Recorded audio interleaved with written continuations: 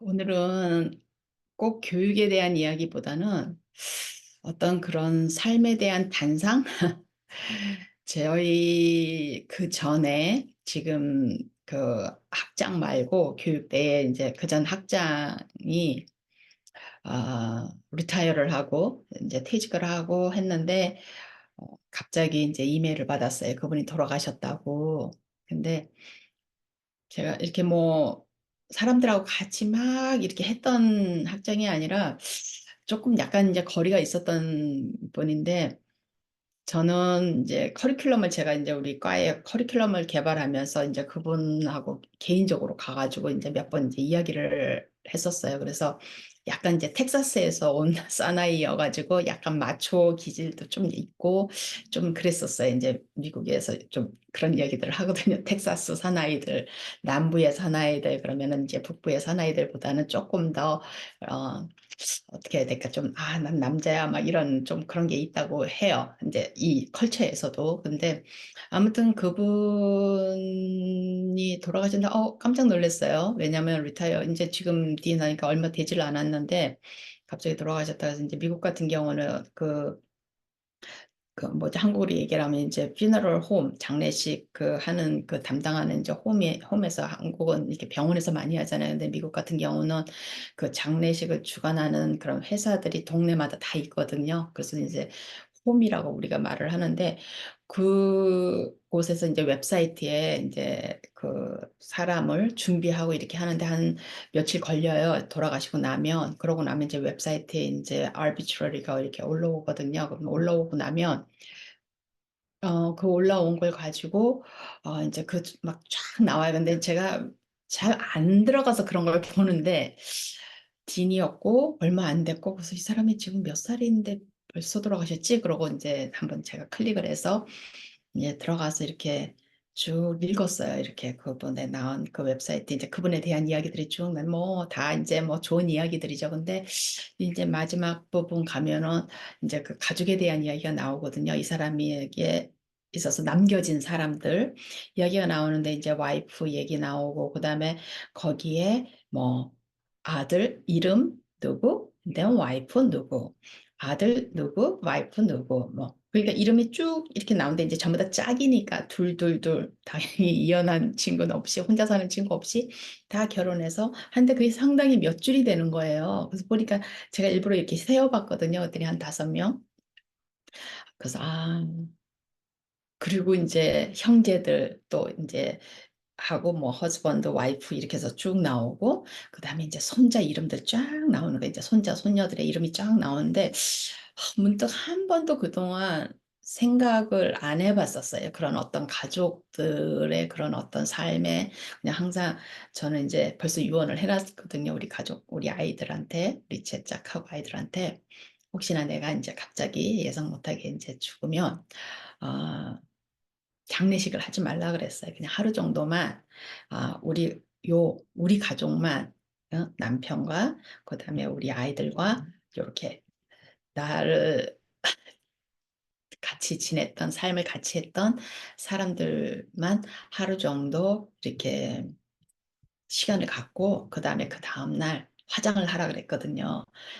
장례식 사람 불러서 장례식이라는 걸 하지 말라 그랬어요. 그냥 조용히 와서 살다가 그냥 조용히 내 삶을 마감하고 가는 건데 굳이 많은 사람들에게 알리고 싶지 않은 거예요. 제가 이 세상에 존재하지 않는다는 거를. 그래서 이제 그렇게 얘기를 했는데 그렇게 이제 패밀리에 대한 그런 생각을 많이 안 했는데 그걸 보면서 이 사람은 이제 딱 70이더라고요. 그러니까 좀 일찍 돌아가신 거죠. 요즘 세대로 보면. 근데 이 사람은 암으로 죽었거나 무슨 이유가 있겠죠? 이제 70살에 죽었으니까. 그러면 이 사람은 돌아가시면서 괜찮았겠다 하는 생각이 드는 거예요. 왜냐하면 자신과 자신의 와이프, 그 삶의 동반자, 파트너를 만나서 이렇게 많이 생명들을 깔아놓은 거잖아요. 그럼 어떻게 보면 자기의 DNA를 세상에 이렇게 깔아놓은 거잖아요. 근데 그전에는 그런 걸 가지고 깊이 생각을 안 했었는데, 뭐 DNA를 그렇게 남겨서 무슨 뭐 그게 있어 이랬는데, 그걸 보면서, 아, 이 사람은 돌아가시면서 꼭 이 사람이 뭐 학장이 되고 자기가 뭐 인생의 업적이 중요한 게 아니라 어떤 생명에 대한 그런 것들이, 그러면 그 많은 아이들이 모이고 하면서 왁자지껄 하면서 삶을 살다가 갔을 거 아니에요. 그리고 뭐 가족이든 뭐 사회든 간에 인간이 모이는 곳에는 다 희노애락이 있잖아요. 애증의 관계가 있고 이제 그러는데 그런 생각을 이제 했었어요. 그래서 처음 해본 생각이었어요. 이 말로 표현하기가 참 힘든. 그래서 제가 아침에 이제 그걸 읽고서는 한동안 이제 생각을 좀 했었는데, 제가 이제 어저께 제 미국 제자의 결혼식을 갔어요. 근데 이제 사실 제 제자가 같은 동네에 사는데, 어떻게 하다 보니까 이제 제자보다는 그 엄마하고 더 친하게 됐어요. 근데 이제 결혼식을 갔는데 그 친구가 이제 로메니안이에요. 그러니까 미국 말로 하면 이제 로메니안, 한국말로 하면 로마니아겠죠. 그 가족인데, 그런 며칠 전 장례식 그걸 보면서 그 생각을 했는데, 결혼식을 갔는데, 철치에서, 교회에서 이제 결혼식을 하는데, 너무너무 애들이 많은 거예요, 거기에. 그래진때 굉장히 이 사람들이 로메니안을 제가 이제 이 가족이 로메니안 가족인 건 아는데 로메니안들도 또 굉장히 특이한 그런 게 있거든요. 남자들은 주로 건축업에 많이 종사하고 그다음에 굉장히 이 베이커리가 많이 발달이 돼서 굉장히 빵 막 조그만 막 과자 이런 걸 굉장히 맛있게 구워요. 그러니까 막 그런 특징이 있는데 굉장히 사람들이 프렌들리한 거예요. 그래서 우리는 좀 어색하죠. 갔는데 근데 자기네가 막 소개를 하고 이야기를 하고 뭐 그러면서 자기는 뭐 아이가 네 명인데 뭐 아이들이 몇 명은 몇 명이고 저기 한 명 있고 뭐 와이프가 자기는 어디에 살고 뭐 이런 얘기들을 그냥 캐주얼하게 그냥 해요. 이제 아직 식이 시작되기 전에 앉아 있는데 그 주위에 있는 사람들하고 다 인사를 하니까 이제 저희도 같이 따라서 이제 그런 인사를 하는데 거기서 또 한 번 이제 제가 똑같은 일을 이번에는 결혼식이었어요. 장례식이 아니라 결혼식에서 보통의 로메니안들이 아이들이 4명, 5명씩 있는 거야. 아주 막 꼬물꼬물한 아이들이고, 그 다음에 이제 뭐 인사를 하면서 자기는 뭐 이제 제자 이름 얘기를 하면서, 누구의, 커즌이다, 사촌이다. 그러면서, 그래서 제가 또 자기도 사촌이라 그래서 제가 도대체 사촌이 몇 명이니, 니네 그랬더니 막 이렇게 한 15명 정도 되는 것 같다는 거야. 이제 제 그 제자와 이게 같은 그 세대에. 그래서 15명. 그래서 다른 사람이 친구할 때마다, 그러면 너는 15명 중에 한 명이구나. 너는 15명 중에 한 명이구나. 이렇게 하면서 이제 막 인사를 했어요. 근데 저희는 이제 굉장히 단출하거든요. 저하고 제 짝하고 우리 아들 둘, 아직도 뭐 둘 다 뭐 이렇게 옆에 여인들이 있다든지 이러질 않기 때문에 그냥 단출한 그런 걸로 그렇게 큰 의미를 안 두고 그냥 제가 삶에서 얼마만큼 충실하게 나에게 주어진 시간을 채워 나가는가에만 신경을 썼는데 다시 한번 또 그런 생각을 하게 됐어요. 거기서 많은 아이들이 이렇게 막 움직이고 다니고 굉장히 크니까, 이 친구들은 한 줄기에서, 할머니와 할아버지 한 줄기에서 와가지고 이렇게 많이 퍼뜨려 놓은 거잖아요. 그죠?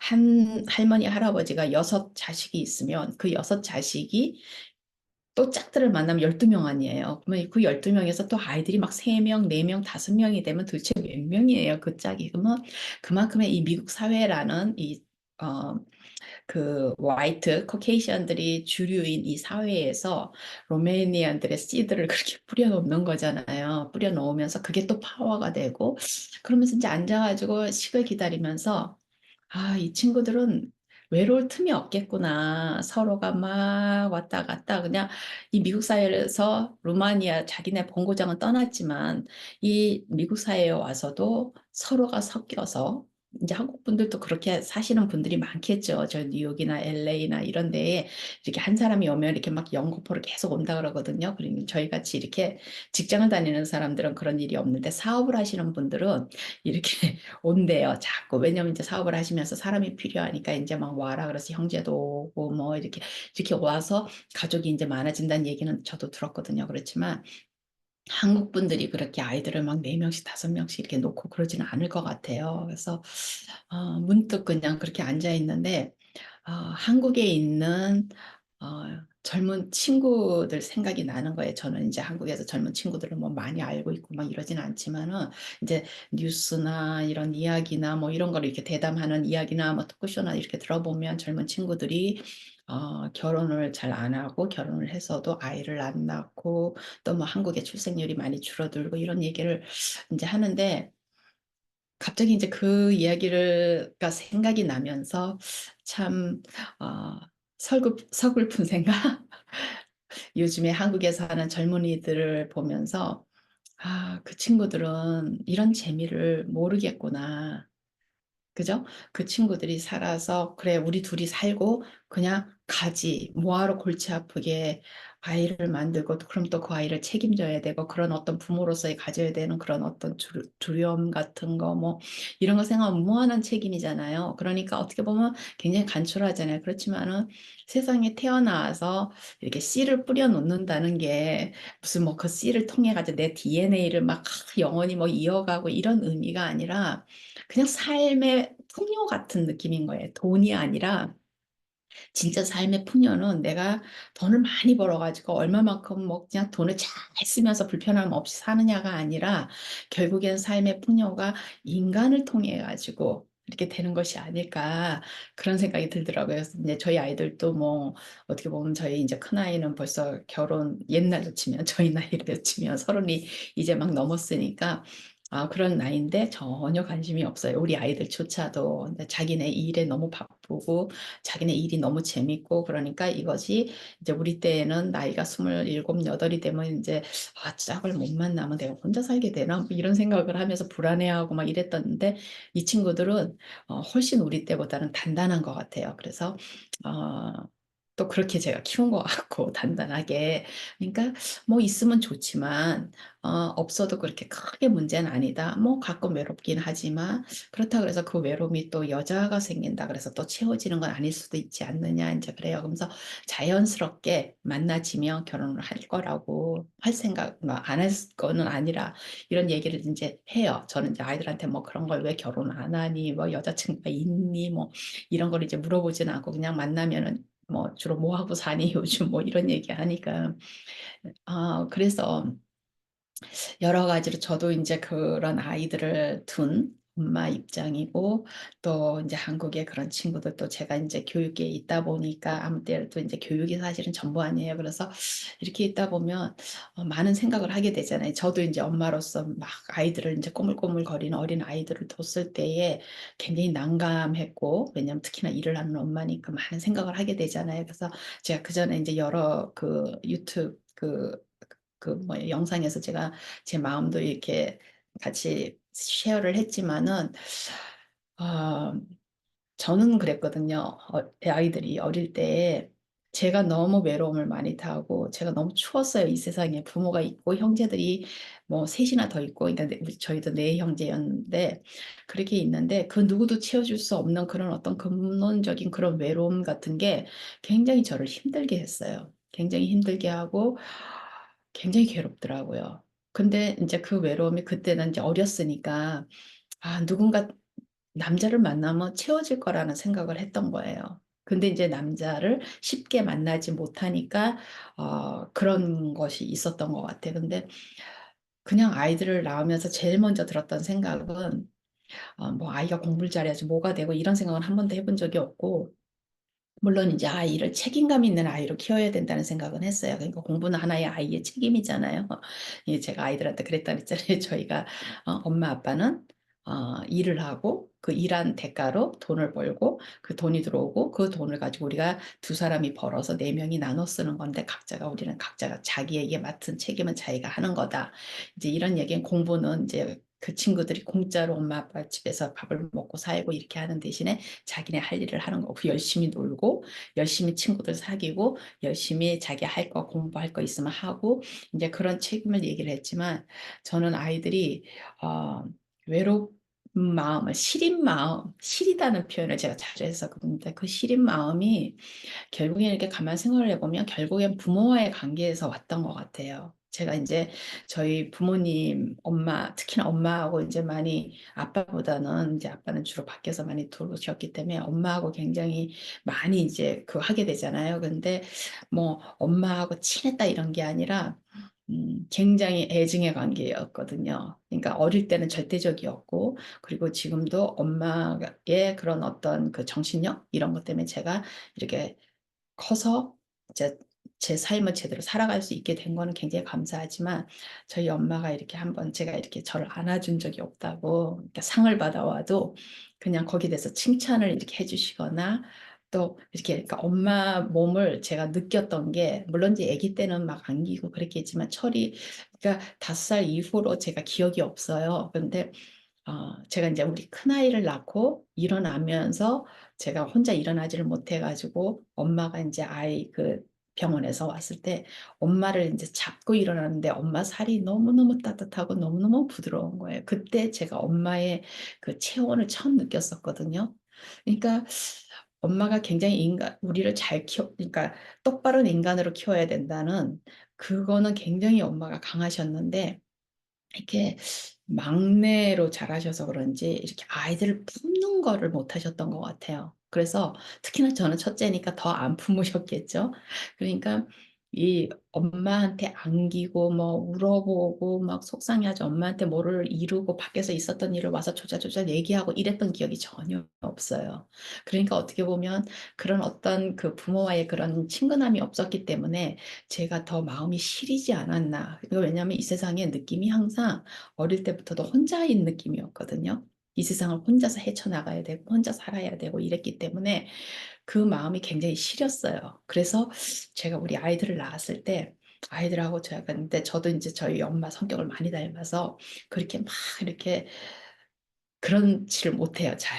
약간 선생님 같은 엄마지, 아주 따스한 엄마는 아닌데, 우리 둘째 아이는 아이가 저한테 그렇게 앵겼기 때문에 저절로 그런 엄마가 됐었던 거고, 첫째 아이하고 저하고는 약간 이제 그런 서먹한 게 있었어요. 근데 이제 어릴 때는 안 그랬는데, 이제 사춘기가 되면서. 그래서 제가 그전에도 이제 학부모님들하고 이렇게 이야기하거나 뭐 이렇게 이제 그런 걸 할 때 제가 그런 얘기를 했지만, 나와 부모와 아이의 관계는 부모님들은 언제 보면 아냐면 아이들이 사춘기가 들어가면 이제 당신들이 부모로서 어땠는가를 볼 수 있어요.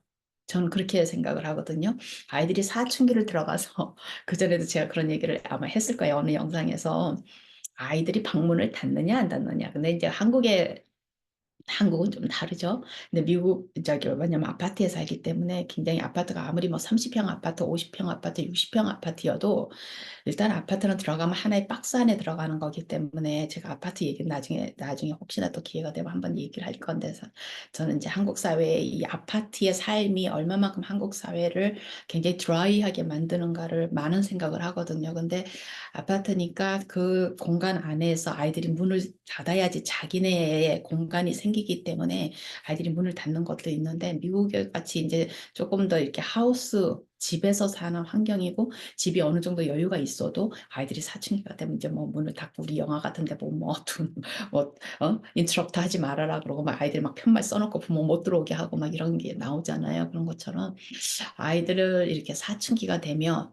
부모들이 이제 내가 나 자신을 좀 테스트를 해볼 수 있어요. 그래서 아이들이 사춘기가 되었지만 여전히 부모님하고의 관계가 그전처럼 막 아양 부리고 애들이 막 그렇게 막 이런 강은 없어지지만 그래도 여전히 이야기를 하면서 이렇게 조금 더 성숙된 모습으로 부모하고 자기 마음도 이야기하고 또 부모하고 이렇게 되는 관계이냐 아니면 아이들이 그야말로 방문을 닫고 딱 들어가 버리듯이 부모하고의 관계를 이렇게 거의 그냥 밥 먹고 인사 정도 하고 뭐 이 정도의 관계냐 그리고 말을 시키면 아이들이 막 이제 신경질을 내듯이 말을 하고 이런 관계냐를 이렇게 보면은 좀 알 수가 있는 것 같아요. 그래서 그 관계는 결국에는 이제 부모들이 아이들한테서 욕심을 내서 그렇게 되는 관계잖아요. 아이들한테 욕심을 낸다는 말은 부모님들이 아이들의 마음을 헤아리고 아이들을 이제 가장 쉬운 얘기로 좋은 사람으로 그죠? 좋은 사람으로 도덕적이고